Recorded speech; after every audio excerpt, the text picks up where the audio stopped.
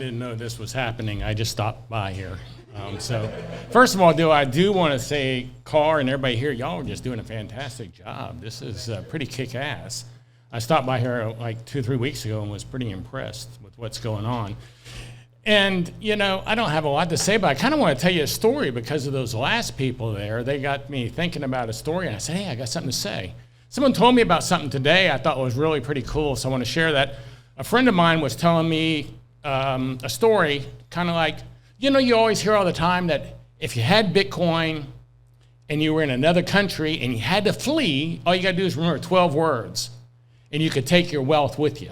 I tell that story all the time, how great that would be if I had lived in Hong Kong or something. You know, I could have left with all my income, but luckily I'm here, so I didn't have to worry about that.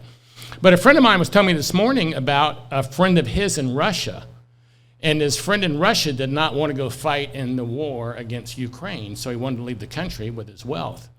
And so my friend who's from Austin told him to buy Bitcoin. So he got all his money, and slowly but surely he started acquiring Bitcoin, and he remembered his 12 words, and he had to get out of Russia still because they weren't letting people leave. This is another part of the story. So my friend said, put on a black turtleneck and a coat, go to the airport and fly to southern Turkey, because that's where all the gangsters and mafia people in Russia go for their vacations, and no one will say a word to you.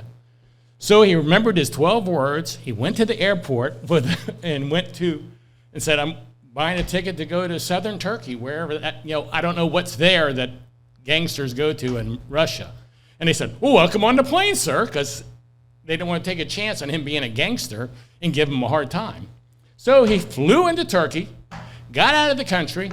He bought Bitcoin at $16,000 with all his savings that he had. Now it's worth $26,000 today, and this guy is dancing on the street. So it's like a real-life example of the story I always tell, how just remembering those 12 words. I don't know, that's maybe not that exciting of a story, but that's the only person I know it's ever really happened to, that they actually used those 12 words to get their wealth out of a country.